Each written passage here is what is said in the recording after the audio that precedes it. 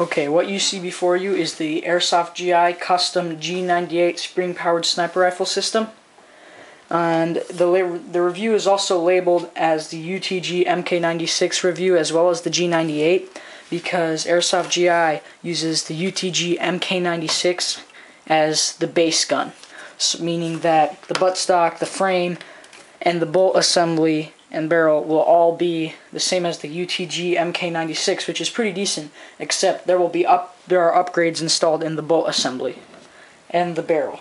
So let's get started with the externals, and that'll be basically UTG MK96 review. That'll be the UTG portion. Okay. In the back here,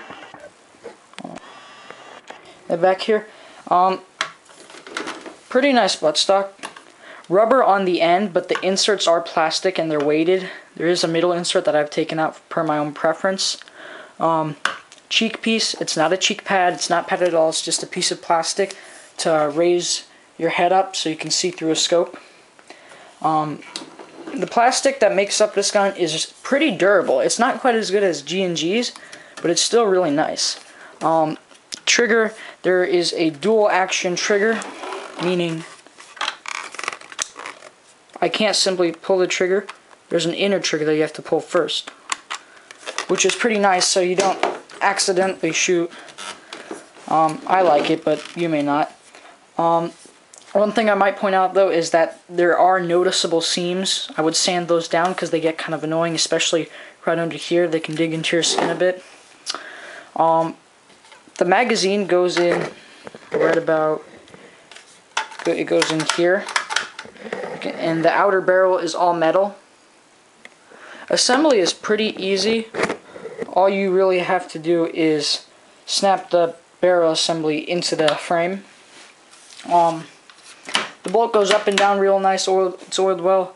The safety, off, on.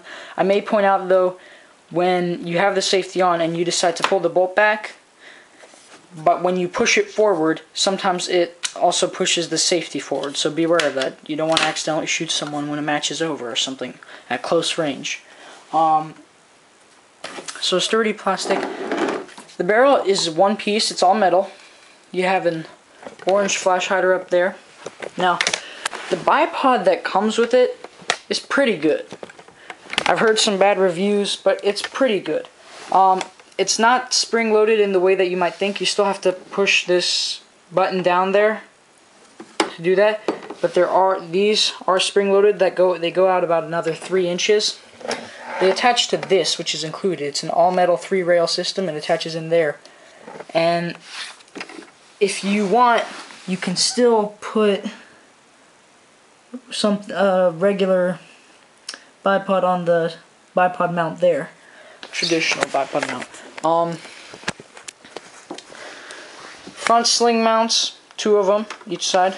Same in the back, front sling mounts, 2 of them. The scope I'm using on this is the NC Star 3 to 9 times magnification by 40mm. It's not the rubberized and it's not illuminated. Very nice, but it gets a bit fuzzy around 9 times magnification.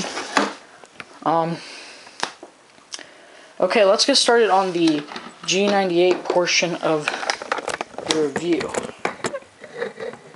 Now, basically, the upgrades that are installed in here, there is a 6.01mm tight bore barrel. In the bolt assembly, we have an upgraded spring guide, and an upgraded piston, as well as a custom made in the USA heat treated sear set. And what that does is that goes into here, it better absorbs the impact of such a high FPS gun generated by the upgrades inside the bolt assembly. Now, pulling the bolt back, here's what I mean when you see the safety's off. You pull it back after you push forward. Well, it didn't happen that time, but sometimes it will catch on. It will catch, and the safety will get disengaged.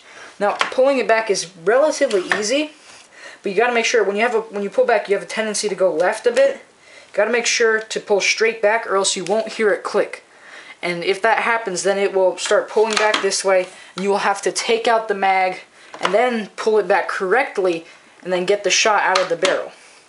Now, if you look on Airsoft GI at the UTG MK96 and the G98, you'll see that there's also a video, MK96 Words of Caution.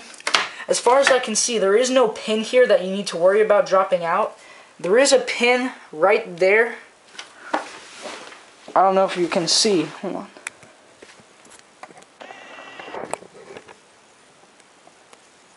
No, it's a bit too dark. But there is a pin, but it's not in the same place. It is right in there. And there is one in the back here, but it's only visible when you push the bolt down. So there's no chance of anything falling out. You don't need to worry about that at all. Dry firing is pretty loud, so make sure you count your shots. You don't want it to dry fire. Other than that, it's just about it. The rail system here, I forgot. It's a really nice rail system. It's not rough. It's all metal. It's been painted over with some kind of nice smooth paint to get rid of the edges. This, on the other hand, the bipod rail attachment is kind of rough on the edges. Might want to be careful. Don't want to get hurt. On the other side,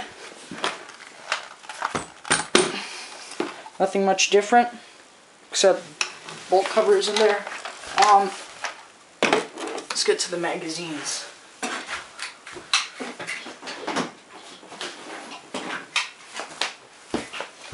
Now, I believe that both the UTG MK96 and the G98 come with 2 magazines. I know the G98 does. Not quite so sure about the MK96, but 2 magazines. Now, it's spring-loaded, and the great thing about this type of magazine, where you have they're diagonal, I don't know if you can see, but it's almost as big enough for 2 BBs, is that when you eject the mag, BBs will not fall out if there are still BBs there. So you don't need to worry about that. The bottom is metal. Spring-loaded. Pops out pretty easy.